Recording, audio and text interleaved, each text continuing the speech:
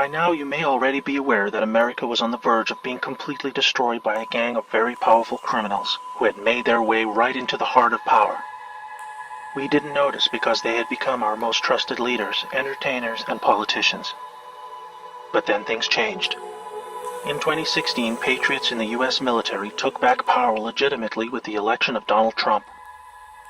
Plunged directly into the damage and sickening destruction caused to America and the world, they got to work dismantling the branches of this powerful secret shadow government that was in the process of siphoning off America's vast wealth to their global masters. After 2 years of a dramatic covert operation that was to include the gutting of the corrupt CIA, FBI, and Justice Department, they now face the last remaining pillar of the deep state, their vast media empire. They were using this unparalleled power to confuse the people of the world and distract from their criminality and subversion. They recognized that division and hate among people was the most effective way to keep us occupied and ignorant while they robbed us blind, engineered senseless trade deals, and destroyed distant lands for their own personal gain. The mainstream media, both in America and beyond, now remains the gravest threat to the people of the world. The battle for the American soul began in October 2017 with an NSA intelligence operation that we call Q.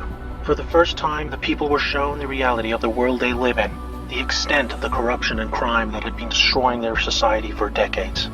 Most of all, it showed them the path to their own liberation. Finally, on July 31st, 2018, in Tampa, Florida, President Donald Trump, avoiding the corrupt media channels by speaking directly to the people, allowed Q followers to display their support publicly. This deliberate action forced the deep state media to cover the story, as not doing so would raise a level of curiosity that could lead to a devastating mass awakening.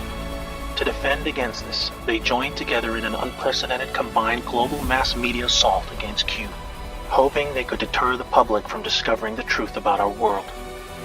They call it a conspiracy, a word associated with unlawful or nefarious actions, depicting Q followers as a danger to society instead of peace-loving patriots just trying to break free from the prison of the mind that was created for them. Their attack on Q was to be just one of countless knowingly false narratives started and pushed by the criminals that control our media.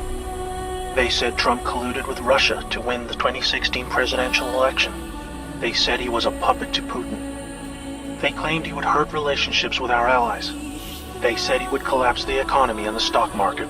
We heard he was about to go to war with North Korea. They are saying he will do the same with Iran. They even said he would destroy the whole world. These fake narratives kept on coming, and they spread them with full knowledge that they were lies meant to stop the one force that could end them for good. It's time the American people and those all over the world ask themselves what is really going on. What are the people who control our media afraid of? What are they hiding? If you look, you will discover that the fake news media is not free or independent.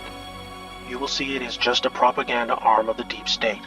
You will discover the names and faces of the cabal agents who have colluded to destroy our republic and bend us to their will. They want you divided. Divided by race. Divided by religion. Divided by political affiliation. They want this because divided you are weak. Together you are strong. It's time to research for yourself. You will find many things, among them an unprecedented number of sealed indictments filed in preparation for a mass arrest event. You will also discover an unprecedented list of corrupt CEOs who have recently been removed from their posts. You will see the same in the Senate and in Congress. And you will see the same at the top of the FBI and the Justice Department.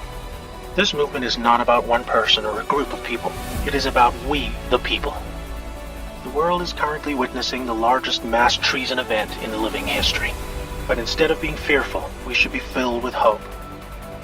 Instead of fighting among ourselves, we should face our only true enemy, the criminal deep state and their once invincible mainstream media apparatus. Do you want to free yourself? It's easy. Follow Q and turn them off.